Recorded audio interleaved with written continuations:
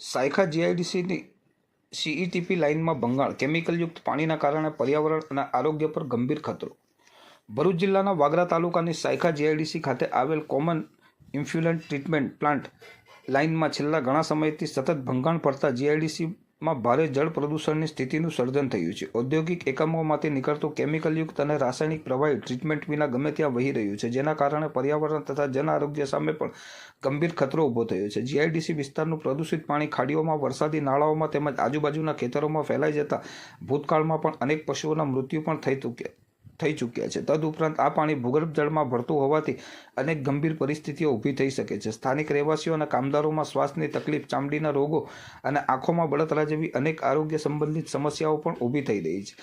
જીઆઈડીસીની CETP લાઇનમાં ભંગાણને કારણે અનેક ઔદ્યોગિક એકમોએ દંડ પણ ભોગવ્યો છે. જોકે આ માટે વાસ્તવમાં જવાબદાર કોણ છે તે અંગે હજુ સુધી કોઈ સ્પષ્ટતા થઈ નથી. કંપની સંચાલકો અને ઇન્ડસ્ટ્રીયલ એસોસિએશન દ્વારા ભૂતકાળમાં અનેક વખત જીપીસીબી સહિત સંબંધિત તંત્રોને લિખિતમાં રજૂઆત કરવામાં આવી છે, છતાં સ્થિતિમાં કોઈ ઠોસ સુધારો આવ્યો નથી. સાયખા ઇન્ડસ્ટ્રીઝ એસોસિએશન દ્વારા 2019થી અત્યાર સુધીમાં વારંવાર ગાંધીનગર સ્થિત ઉચ્ચ અધિકારીઓ સમક્ષ રજૂઆત કરવામાં આવી છે અને હાઈકોર્ટમાં પણ કેસ દાખલ કરવામાં આવ્યો. તેમ છતાં વહીવટી પ્રક્રિયા લાંબી અને ધીમી હોવાને કારણે કોઈ નક્કર પગલાં સામે આવ્યા નથી. સ્થાનિક વહીવટીતંત્ર પણ સમયસર કામગીરી કરી શકતું નથી, જેના કારણે સાયખા સમસ્યા યથાવત જોવા મળી રહી છે. વિસ્તારની ગંભીર પરિસ્થિતિ જોતા વિશેષજ્ઞોના મતે જો હાલની પરિસ્થિતિનો તાત્કાલિક નિકાલ કરવામાં નહીં આવે તો જમીન તથા ભૂગર્ભ જળ સંપૂર્ણ રીતે પ્રદૂષિત થઈ શકે છે, જેને લીધે સમગ્ર વિસ્તાર માટે દીર્ઘકાલીન પરિણામો ભોગવવા પડે છે. જીપીસીબી અને જીઆઈડીસી જેવા સંબંધિત વિભાગો દ્વારા સીઈટીપી લાઇનમાં થયેલ ભંગાણની તાત્કાલિક અને સઘન તપાસ હાથ ધરી જવાબદાર તત્વોને ચોક્કસ દંડિત કરવામાં આવે તો ખૂબ જ આવશ્યક જણાઈ રહ્યું છે. જાગૃત નાગરિકો અને પર્યાવરણ પ્રેમીઓ દ્વારા તાકીદે પગલાં લેવા માંગ કરવામાં આવી રહી છે. પ્રદૂષિત જળ પ્રવાહને રોકી યોગ્ય રીતે વેસ્ટ વોટર ટ્રીટમેન્ટ થાય તેની સૂચનાવાર વ્યવસ્થા સરકાર અને તંત્ર અમલમાં મૂકે તે જરૂરી બન્યું છે. આવનાર ચોમાસાની ઋતુમાં વરસાદી પાણીના પ્રવાહ સાથે કેમિકલયુક્ત પાણી રહેણાંક વિસ્તારમાં પ્રવેશી નુકસાન સર્જે તે વાત પણ નકારી શકાય તેમ નથી. તાકીદે આ ગંભીર મુદ્દે ચોક્કસ કાર્યવાહી કરવામાં આવે તે હવે અત્યંત જરૂરી જણાઈ રહ્યું છે.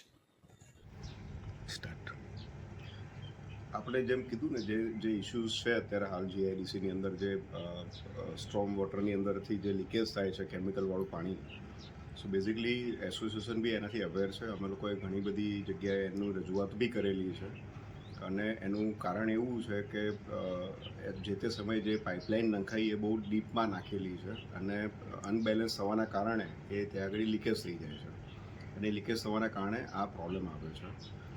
અને જીઆઈડીસીનું એડમિનિસ્ટ્રેશન પ્રોસેસ એટલી લેન્ધી છે કે એ લોકો એને અપ્રુવલ આવે ત્યાં સુધી ઘણો ટાઈમ નીકળી જાય છે, પછી એને રિપેર કરીને એમાં ઘણો સમય વીતી જાય છે અને એના કારણે જે ઇફ્લુઅન્ટ છે આજુબાજુમાં દેખાય છે આપણને.